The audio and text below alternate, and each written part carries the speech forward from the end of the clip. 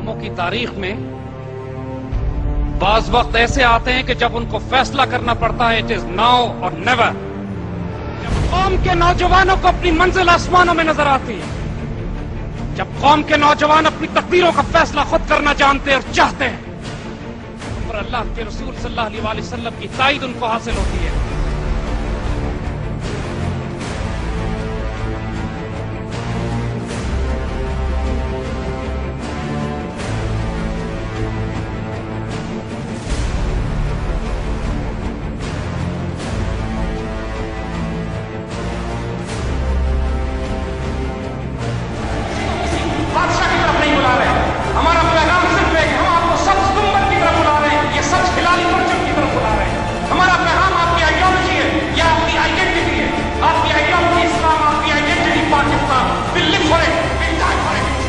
جب ہم نے سوویت یونین سے ٹکر لی، دنیا نے کہا اب تو پاکستان بچے گا ہی نہیں، ہم ہیں وہ نہیں ہیں.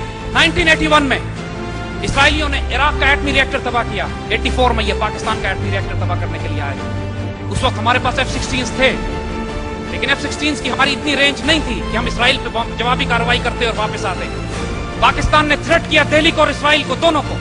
ہمیں نہیں پتا جہاز کس طرف سے آئیں گے، ہمیں نہیں پتا جہاز کی وارننگ، اس کے اوپر مارکنگ کس کی ہوگی.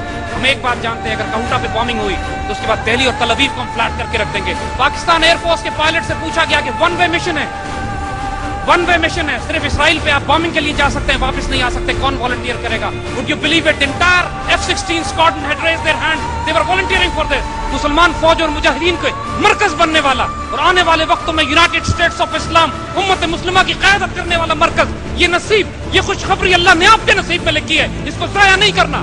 ہندوستان ایک دفعہ پھر مسلمانوں کے ہاتھ فتح کیا جائے گا اور وہ فیصلہ کن جنگ ہوگی. یہ جو 4th جنریشن وار یہ ہمارے خلاف مسلط کر رہے ہیں، یہ جو اس امت مسلمہ کو محمود غزنوی، غوری، ٹیپو، طارق، خالد کے بیٹوں کو چھیڑ رہے ہیں، ان کو اندازہ نہیں ہے. یہ روئیں گے اس دن جس دن ہم نے فیصلہ کر لیا کہ ہم ان کا قصہ تمام کر دیں گے. اب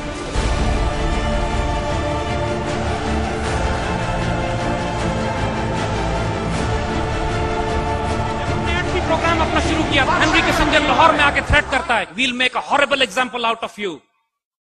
اللہ کے فضل سے we are still here and we'll make a horrible example out of you.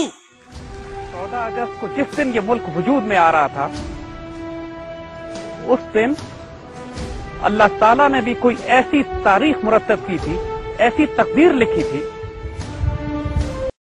کہ یہ 27 رمضان کی رات تھی، غالب گمان کے شب قدر.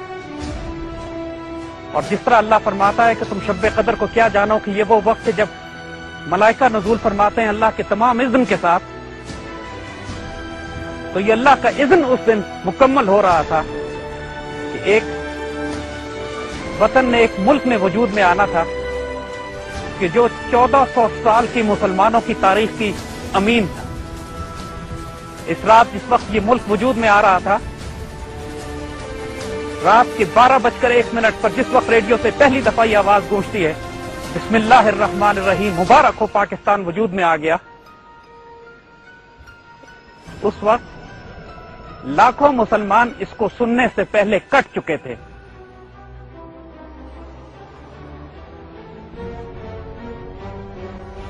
اور یہ قوم جب بنائی گئی تھی، جب قربانیاں دی گئی تھیں، تو سندھی، بلوچی، پٹھان، مہاجر اور کشمیری کے لیے نہیں دی گئی تھیں. جب ہندوؤں نے کاٹا تھا ہمیں تو یہ نہیں پوچھا تھا کہ تم شیعہ ہو کہ سنی ہو، سندھی ہو کہ بلوچی ہو کہ مہاجر ہو کہ پٹھان ہو. انہوں نے ہمیں اس لیے کاٹا تھا کہ تم مسلمان ہو. اور آج بھی ہمارا دشمن ہمیں اس لیے کاٹے گا کہ ہم مسلمان ہیں. اور جو فرقہ ڈالنے کی کوشش کرتا ہے اس قوم میں، جو صوبائیت کی بات کرتا ہے، علاقائیت کی بات کرتا ہے، لسانیت کی بات کرتا ہے، مذہبی اور سیاسی تفرقہ بازی کی بات کرتا ہے، رسول اور ملائکہ اور مومنین کی بدترین لعنت ہو اس کے اوپر کہ وہ خیانت کرتا ہے اس امت کے ساتھ، اللہ اس کے رسول کے ساتھ اور اس پاکستان کے شہداء کے ساتھ.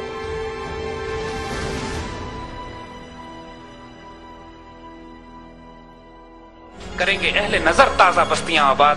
دیکھنا تو صحیح آنے والے دور میں، کھول آنکھ زمیں دیکھ، فلک دیکھ، فضا دیکھ، مشرق سے ابھرتے ہوئے سورج کو ذرا دیکھ. وہ بندہ مومن اب آپ میں سے نکلنے. اقبال جو تبدیلی لانا چاہتے ہیں اس کی پہلی شرط ایک یہ ہے کہ اپنے تعلق کو اپنے اللہ کے رسول سے مضبوط کرو اور جوڑو. कि मोहम्मद से वफा तूने तो हम तेरे, एक शर्त है सिर्फ, सल्लल्लाहु अलैहि वसल्लम की मोहम्मद से वफा तूने तो हम तेरे। ये जहां चीज है क्या?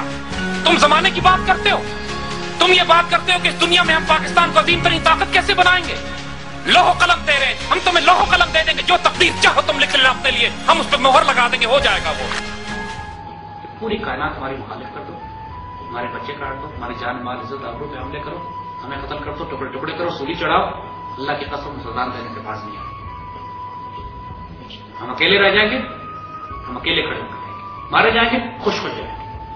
वेकअप 2010, 23 मार्च 2000, वेकअप से पहले जब इतना प्रेशर था, उस वक्त आपको याद होगा कि टीम ने कहा था जिसको 23 मार्च को कैंसिल कर दें, हम 14 अगस्त को ले जाते हैं। और हमने उस वक्त क्या जवाब दिया था?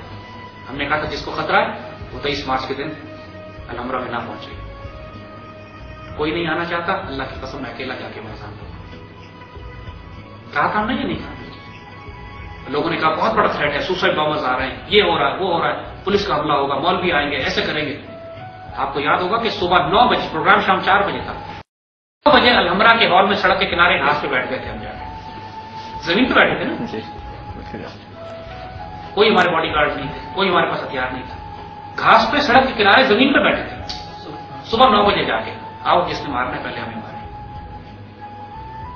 और हमने उस वक्त पे कह दिया था जिसको खतरा है चला जाए यहां से।